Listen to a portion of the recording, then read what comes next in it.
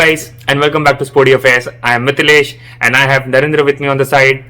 And in this video, we are going to talk about the UEFA Champions League quarterfinalists, their fixtures, the strengths and the weaknesses these teams possess, and also we'll give our predictions at the end of the fixture list. So, without wasting much time, let's get on to the first fixture, and that is between the European giants Real Madrid versus Liverpool. So Narendra, tell me, what are the strengths these two teams possess? In this particular fixture, I am rooting more towards Liverpool. If you have seen the video of Jamie Carragher in the Sky Sports, they have so much superstitions going around that what happened in the previous fixtures when Liverpool were not in the top four in the English Premier League and how they won the European Champions League. So I am rooting towards Liverpool based on those things. But these two are really heavyweights. They will push to the limit in the home and away fixtures for both the teams.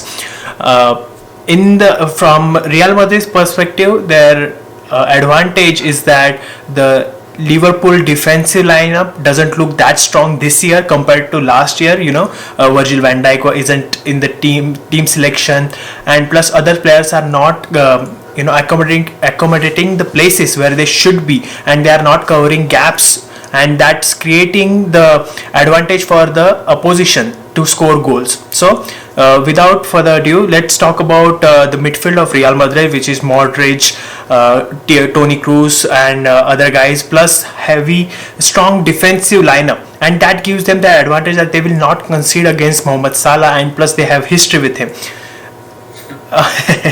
And what do you think? What else Real Madrid and Liverpool has up their sleeves to face each other? If we are going by the superstitions, then I think so we should just look at the astronomy and just predict what is going to happen in the fixture. So yeah, jokes aside, I think so these two sides are pretty well balanced, and as you mentioned that Real Madrid have a very good midfield of Casemiro, Kroos and Modric, which will be very, very difficult for Liverpool to contain, because and Liverpool have been reshuffling their defenses and their midfield mainly due to injuries and other stuff. So that gives Real Madrid a very good edge over Liverpool, I feel. And another thing is Liverpool have been experimenting a lot because of injuries. So their back four is not stable. So I mean that will give a good advantage for Benzema to exploit that. Having said that, even Thiago Alcantara, which was bought by Liverpool this season, has not clicked yet. I think that will also be an area of concern for Liverpool. But Salah, Mane, and Firmino on their given day can unleash their attacking prowess and tear apart any defenses. So even I feel that this would be like a very edgy affair. But I am rooting more towards Real Madrid than Liverpool, and I feel that Real Madrid might pip them in the midfield area, which will be a big concern for Liverpool. Yeah, definitely. Most of the Real Madrid's attack happened from those midfield. Liverpool depends more on their fullbacks, Alexander Arnold and Andy Robertson. Those two guys are really crucial for Liverpool's forward or attacking options. Those are the ones who make sure that flanks are filled with players, and they give an extra option, the crossing ins and crossing outs. And on the contrary, Real Madrid provides more from the midfield. So if Liverpool's are keeping more gaps into the defenders, they are really screwed in this fixture. It will be really nice to see. So what are the predictions? Who do you think will go forward from this stage? So like we discussed about the strengths and the weaknesses both teams possess, I think so from prediction perspective we feel that Real Madrid might edge Liverpool in this encounter on aggregate, and they will be the ones going into the semi-finals. Plus, another interesting point is they are going to face the winners of Chelsea versus Porto in the semi-finals. So that is an added advantage, because they are going to skip the heavyweights like PSG, Bayern, Man City. So that is one of the added advantage these teams will possess, to actually steamroll themselves into the semi-finals and have a chance at getting into the So let's discuss our next fixture, Man City versus Dortmund. So Dortmund were looking so good. They are not performing that well in the Bundesliga, but they are really playing well into the Champions League. They are up against Manchester City, which just lost their 15-16 match winning streak to Man United, but they are looking lethal going forward, playing without a striker. They think what will be the weaknesses and going forward with these two teams. Well, I have two words for you for Dortmund, and that's Erling Haaland. So he's the one, who has literally shown up in this Champions League, scoring 20 goals in just 14 games, being the fastest person to get there as well. So Manchester City have to be very wary of Haaland in this fixture.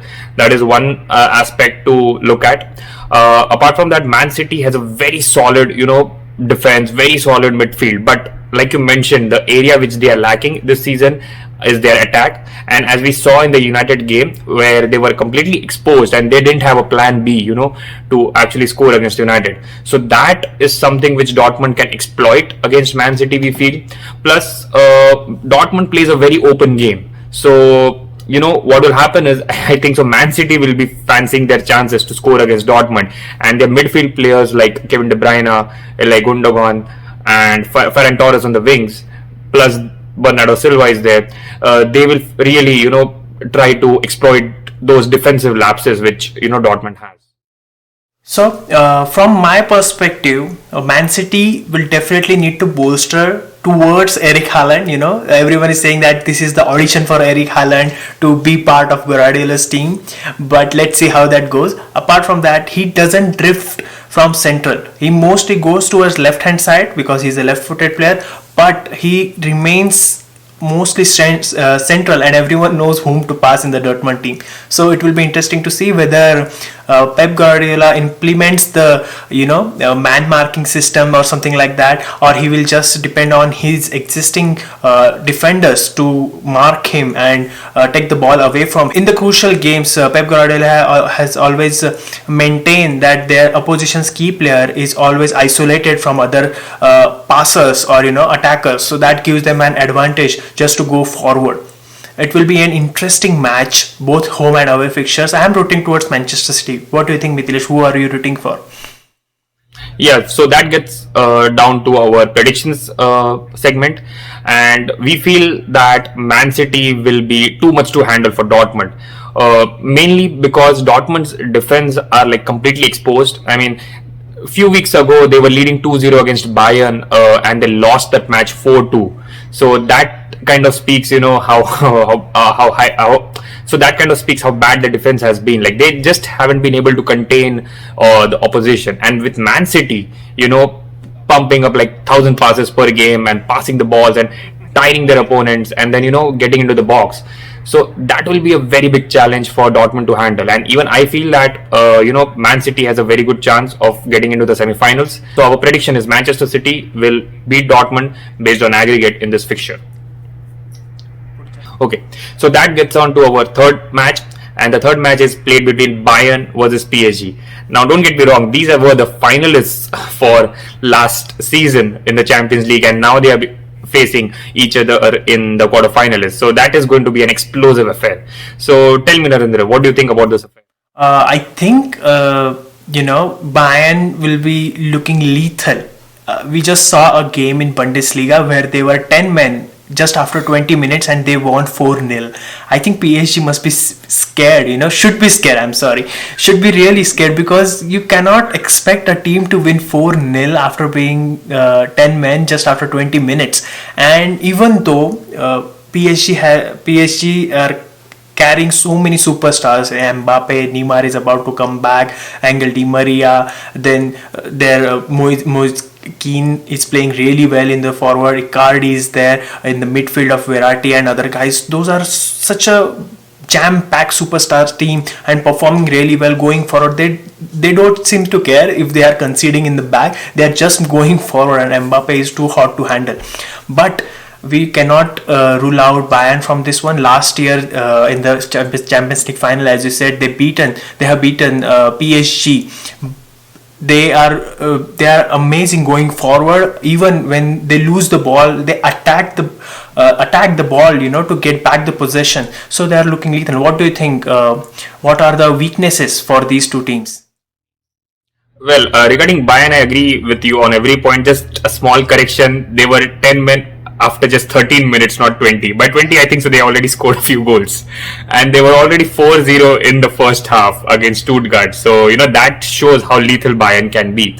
But as we saw in the last Champions League final, PSG gave a very tough fight, and had their strikers bought their finishing boots, maybe would have seen a different winner last year. So we can't just rule out PSG because of the explosive power. And I completely agree with all your points on that front, that PSG also have a lot of attackers. It's just that on the given day they have to perform. Because the thing which we saw against Barcelona, I mean, they completely blew Barcelona at Nou Camp by winning 4-1.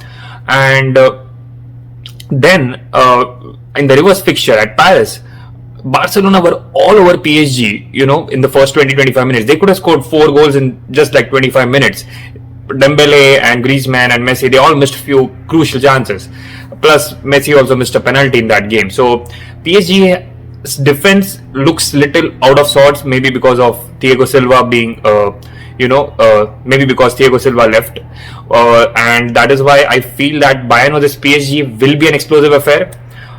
It all goes down to how much Bayern could exploit PSG in that aspect, and that aspect I mean by defensive aspect. I completely agree with you. Defensive side, PSG isn't as strong as Bayern, but Bayern fullbacks are pushing too high, that creating spaces for the forwards of the opposition team, and it will be interesting to see how PSG exploit those. Whether Pochettino finally breaks his Champions League drought, whether he can win it with PSG. Let's find out how things goes, but it will be an goal scoring affair between these two guys over the two legs. We cannot predict at this moment that who will win, but we are definitely expecting a lot of goals from both the teams. If we need to choose, mostly Bayern can go forward with such a balanced side. No one is injured and everyone is playing with their full potential. And let's talk about the final fixture, Porto versus Chelsea. So Mithilesh, your favorite team, Chelsea, is in the quarterfinals. What do you think? Whether they will go forward or not? Well, this is the first time after 7 years, Chelsea has been to the quarterfinals. So there are some, I would say nerves in my stomach too, like how they're going to perform. But Chelsea have been very good under the famous Thomas Tuchel era, as I can say that. They have been unbeaten in the last 14-15 games, plus they have been very miser, at conceding goals. So that is one thing which I liked about Chelsea, after January. And I feel that they made a very big statement. First in the group stages by beating Sevilla 4-0 at their home, and then convincingly beating Atletico Madrid over 2 legs, and not even conceding a single goal. So they are a very, a difficult side to play against, because they are not conceding goals. Plus they have the ability to score that 1 off or 2 off goals and get into the game. So Porto are going to have a very difficult task to break the Chelsea defense, I feel. But Porto eliminated Juventus in the last round, and that too based on away goals rule. So they were 10 men in the 54th minute on the second leg, and still they held on to Juventus, the mighty Juventus, which features Cristiano Ronaldo. So I feel that this would be more like a defense versus defense game. What do you think? What do you think, Narendra? I agree with you, but I was going to say that this is the game for Chelsea strikers to come forward and beat the defense, because considering Porto side, I think Chelsea attack looks good. Just that they should bring their shooting boots. Timo Werner, Kai Havertz, Ziyech. They're such a packed, impactful team with the good midfield, plus defensive. Chilwell is in form, Thiago Silva looks good, and other players, even Mendy is rooting his place. The rotation that we saw earlier with Frank Lampard is not there. He's getting his spot right now with Kepa on the sidelines. So I think Chelsea will can go easily onto the next round with by beating Porto in the first leg itself, rather than going over two legs and counting towards away goals and things like that. They should just try to win the first leg and sit out in the second leg. What do you think? Yeah, well, one thing I am sure that Didier Drogba and Diego Costa took away their scoring boots, because after they left, I am not seeing any striker, producing that 20 goal consistency at Chelsea, and that is one thing which I feel will be a very big factor in this fixture, because Porto's defense is amazing. Like, it has been shepherded by Pepe, the Real Madrid legend, and to break that defense will take something else from Chelsea, because even they could break Atletico Madrid's defense, and I feel that Porto's defense would pose a similar threat to the strikers. So if the strikers are on form, I also feel that Chelsea should go through, but I think so Chelsea should not take this fixture lightly, because what happened with Juventus, and not just Porto, we have seen in the past, like teams like Ajax and Spurs and other teams knocking off big champions en route to the final. So if Chelsea does that, I think so that will be a very big factor, them lose. So that gets on to our prediction segment, and we feel that Chelsea should edge past Porto in this fixture based on aggregate, and they should go into the semi-final. So to summarize this video, we are going to have jam-packed fixture. The regular league is on the one side, then Champions League over the midweek. It will be a good month for football. Make sure you are following Sporty Affairs for all the latest updates. Thank you so much for watching.